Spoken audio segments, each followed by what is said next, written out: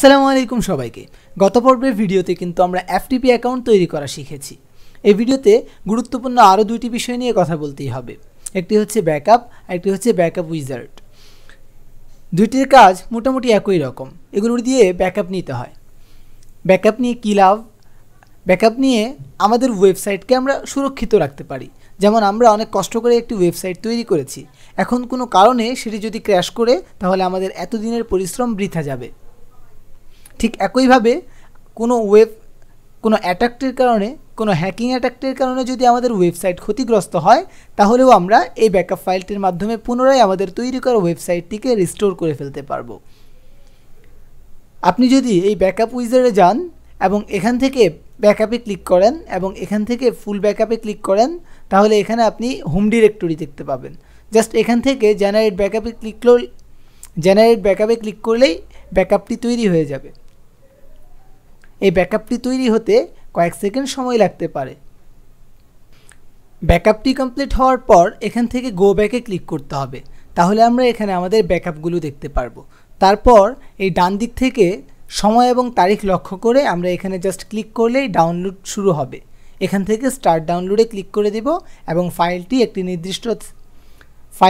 নির্দিষ্ট স্থানে সিকিউর করে রাখব।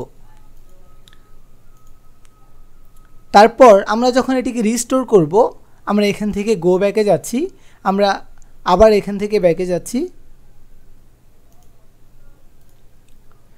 ফাইল উইজারে চলে যাচ্ছি। আমরা যেই ফোল্ডারটি ব্যাকআপ হিসেবে নিয়েছিলাম, পুরো ওয়েবসাইটটি ক্লিন করার পর আমরা এখান থেকে রিস্টোরে ক্লিক করব এবং এখান থেকে একটি একটি করে সিলেক্ট করে আমরা রিস্টোর করে ফেলতে পারবো। আরও একটি সহজ উপায় আছে রিস্টোর করার জন্য। আপনি সফটওয়্যার অ্যাপে চলে যাবেন। এখানে আপনি ওয়ান ব্যাকআপ দেখতে পাচ্ছেন। আমি এখানে একটি ব্যাকআপ তৈরি করেছি। এই ব্যাকআপ তৈরি করা খুবই সহজ এবং এর মাধ্যমে আপনি আপনার বড় ধরনের একটি ওয়েবসাইটকেও কয়েক মিনিটের মধ্যেই রিস্টোর করতে পারবেন। আপনি ওয়ার্ডপ্রেসে ক্লিক করবেন এবং নিচের দিকে আসলে আপনি দেখতে পাবেন এই ধরনের কয়েকটি মেনু। তো এখানে দেখুন ব্যাকআপ লেখা রয়েছে। তো আপনি এখানে যদি ক্লিক করেন তাহলে এই সময়ে একটি ব্যাকআপ জেনারেট হয়ে যাবে। পরবর্তীতে আপনি যদি এই ওয়ার্ডপ্রেসকে ডিলিটও করে দেন, তারপরও আপনি নতুন করে ওয়ার্ডপ্রেস ইনস্টল করবেন এবং জাস্ট এখান থেকে এক ক্লিকে রিস্টোর করতে পারবেন। তো আমরা এখানে ক্লিক করে দিচ্ছি এবং এখান থেকে ব্যাকআপ ইনস্টলেশনে ক্লিক করতে হবে, তাহলেই আমাদের একটি ব্যাকআপ জেনারেট হয়ে যাবে। তারপর আমরা যদি আবার সফটওয়্যার অ্যাপে ব্যাক আসি, তাহলে এখানে ব্যাকআপ দেখতে পাবো। এখানে যাওয়ার পর এখান থেকে জাস্ট রিস্টোরে ক্লিক করলেই আমাদের ওয়েবসাইটটি আগের মতো হয়ে যাবে। চলুন আমরা একটি ব্যাকআপ নিচ্ছি এবং আমাদের পুরো ওয়েবসাইটটিকে ডিলিট করে দেব এবং ওয়ার্ডপ্রেসকেও ডিলিট করে দেব। তারপর নতুন করে ওয়ার্ডপ্রেস ইনস্টল করে আমরা রিস্টোর প্রসেসটি দেখে ফেলব। আমরা সফটওয়্যার অ্যাপে ব্যাক যাচ্ছি এবং এখান থেকে আমরা একটি ব্যাকআপ জেনারেট করছি।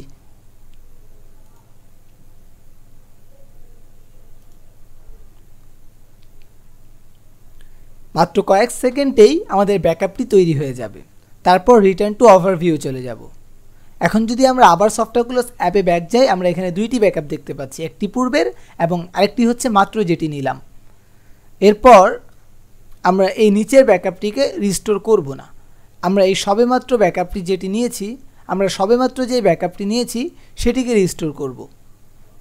ওয়েবসাইটটিকে রিস্টোর করার পূর্বে চলুন দেখি আমাদের ওয়েবসাইটটি দেখতে কেমন। আমাদের ওয়েবসাইটটি দেখতে এই মুহূর্তে এরকম। এখন আমরা আমাদের পুরো ওয়েবসাইটটিকে ডিলিট করে দেব। ডিলিট করে দেওয়ার পর নতুন করে ওয়ার্ডপ্রেস ইনস্টল করব এবং জাস্ট ওয়ান ক্লিকে আমরা আমাদের ওয়েবসাইটকে রিস্টোর করব। আপনি জেনে রাখুন, আপনার ওয়েবসাইট যদি অনেক বড়ও হয় তাহলে এই প্রসেসের মাধ্যমে খুব সহজেই রিস্টোর করতে পারবেন।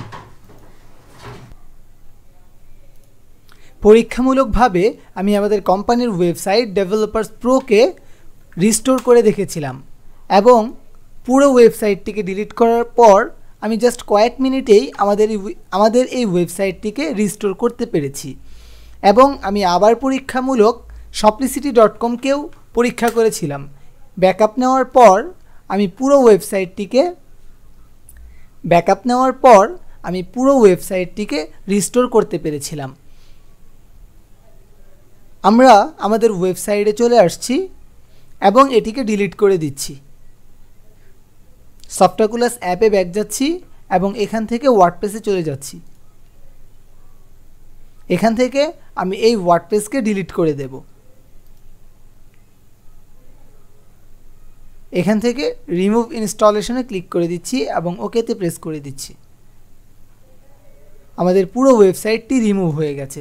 এখন যদি আমরা এখানে এসে রিফ্রেশ করি, আমরা এই ধরনের একটি ইন্টারফেস দেখতে পাচ্ছি। এখন আমরা রিস্টার করার জন্য আবার যাব সফটওয়্যার অ্যাপে এবং এখান থেকে প্রথমে ওয়ার্ডপ্রেসকে ইনস্টল করে নেব। ইনস্টল নাওয়ে ক্লিক করে দিচ্ছি এবং এখানে ডিফল্ট যে সেটিংটি রয়েছে সেটিই থাকুক। আমি পূর্বে এটিকে সেটিং করেছিলাম, শুধু এখান থেকে পরিবর্তন করে দিচ্ছি।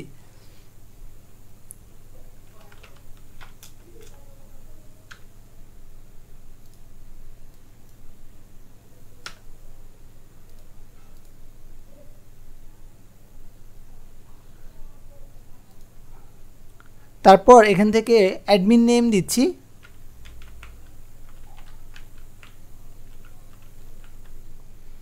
নিচে এসে একটি পাসওয়ার্ড দিয়ে দিচ্ছি।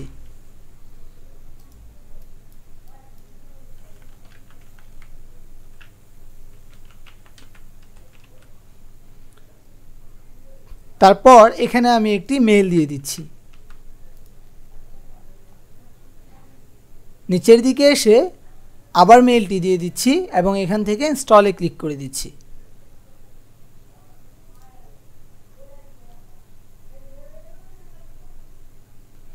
ওয়ার্ডপ্রেস রিমুভ করা এবং ওয়ার্ডপ্রেসকে ইনস্টল করা শেষ। এখন আমরা আমাদের আগের ওয়েবসাইটটিকে এখানে রিস্টোর করতে চাই। তো আমরা আবার সফটওয়্যার অ্যাপে ব্যাক যাব এবং এখান থেকে ব্যাকআপে যাব। তারপর আমরা এটিকে রিস্টোর করব।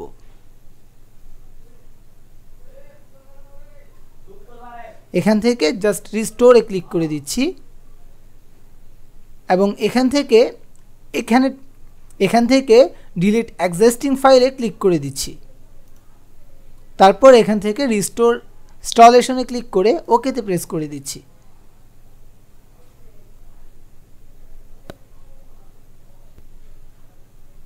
এখান থেকে রিটার্ন টু ওভারভিউ চলে যাচ্ছি। এবার আমরা আমাদের ওয়েবসাইটকে ভিজিট করে দেখব। দেখুন, আমরা যেই ধরনের ওয়েবসাইটকে ডিলিট করেছিলাম ঠিক সেই ওয়েবসাইটটিকেই রিস্টোর করতে পেরেছি। আরও একটি বিষয় জেনে নিন। মজার বিষয়টা হচ্ছে যে আমরা যদি আমাদের ওয়েবসাইটে মেল সেট আপ করি এবং বিভিন্ন প্লাগইনগুলো সেট আপ করে থাকি, রিস্টোর করার পর আমরা ঠিক একই সেট আপে পাবো, নতুন করে কোনো সেট আপ পরিবর্তন করতে হবে না। আশা করছি ব্যাকআপ এবং রিস্টোরের বিষয়গুলো স্পষ্টভাবে আপনাদেরকে বোঝাতে পেরেছি। ভিডিওটি দেখার জন্য সবাইকে অসংখ্য ধন্যবাদ। ভালো থাকবেন। আল্লাহ হাফেজ।